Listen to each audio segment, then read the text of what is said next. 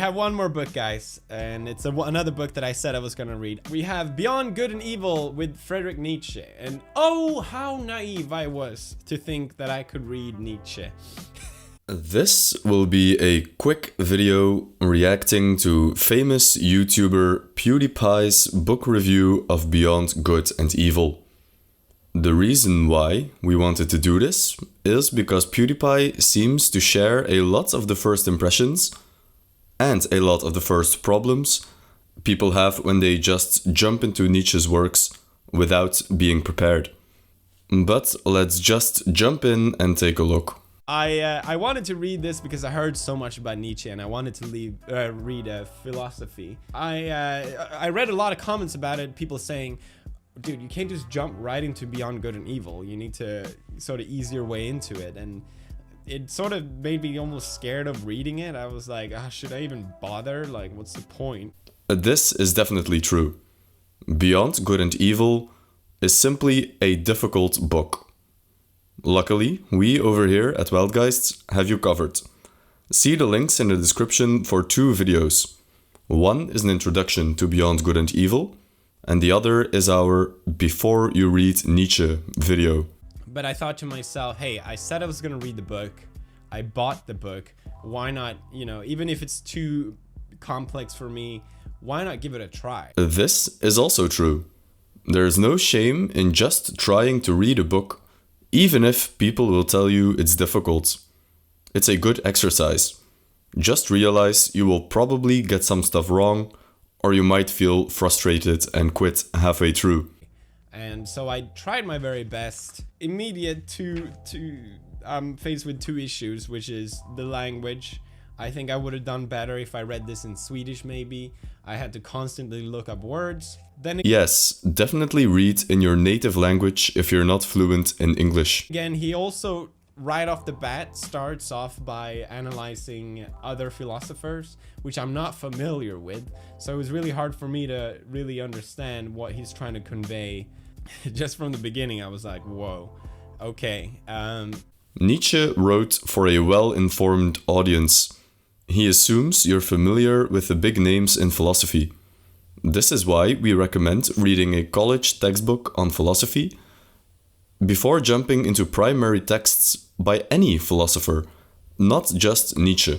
But nevertheless, there were bits that I really did pick up on that I thought were really interesting. For example, he points out that when we look at things like a tree, for example, we don't really look at all the details of it. We don't look at the leaves necessarily and all the branches. And Nietzsche says we do the same thing when we read something. We sort of pick the words that we can associate with things that we think we know already. Nietzsche points out that in that sense we're all artists and we're all inventors because our knowledge is actually our own make-believe, which I thought was so true while trying to interpret this book, because the things that I actually really picked up on were the things that I could associate with things I already knew, which is very interesting. PewDiePie is touching on Nietzsche's Perspectivism here.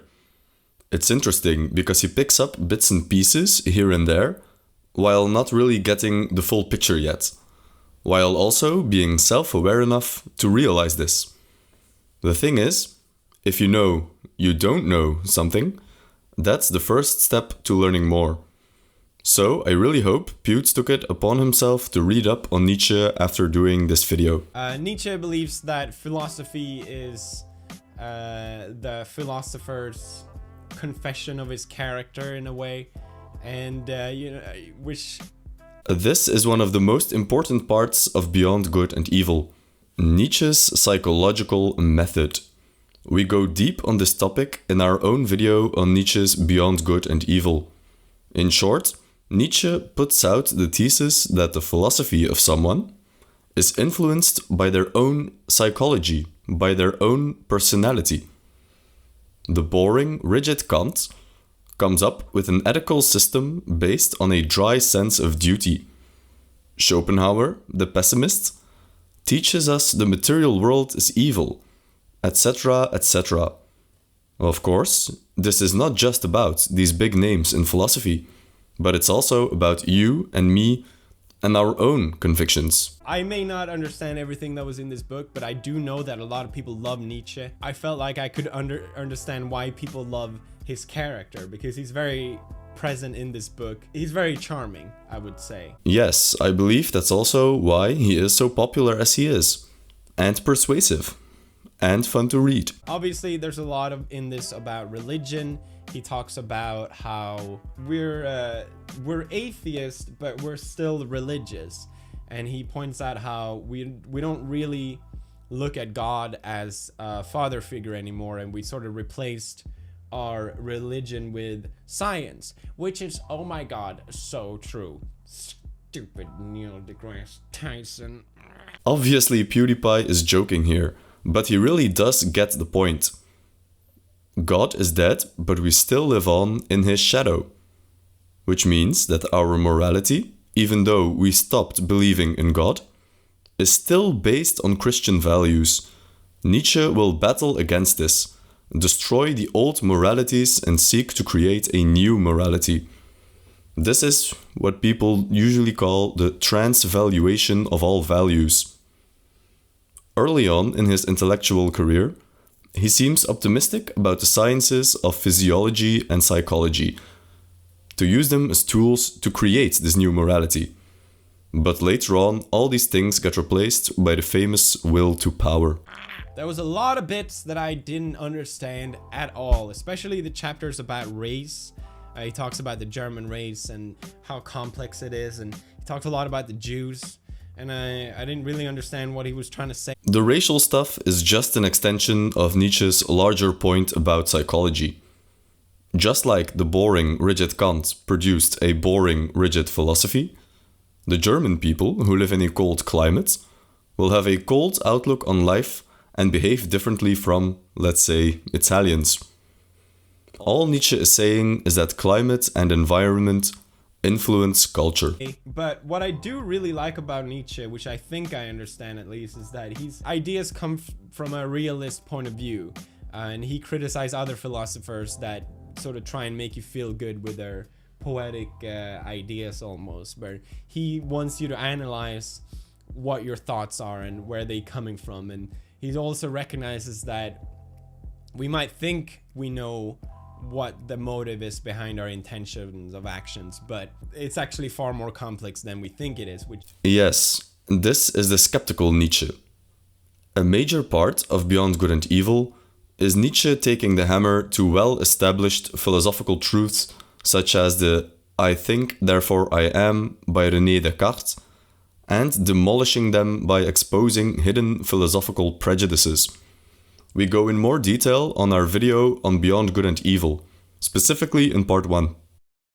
I like that PewDiePie pointed this out, because it's one of the more overlooked parts of Beyond Good and Evil, yet also one of the most interesting and mind-blowing parts. I find myself, after reading this, trying to question myself more and what the motive behind my intentions are, and it's been a really fun mental exercise for me to try and do, actually. So this is nice to hear. You could say that's the entire point of reading philosophy. I'm really glad, despite this being clearly above my reading comprehension, I'm really glad I still gave it a try and I didn't run away scared of it. So, did you read it perhaps? Yes, I have. And if you want to as well, check out our introduction video first. Did you share my ideas? What did you pick up on? What was your knowledge? Thank you so much for watching this video. If you want to read Beyond Good and Evil as well, start with the 2 videos in the description. And don't be discouraged. If you like the content, please like and subscribe. It really helps out the channel. Thanks again for watching, and we'll see you in the next one.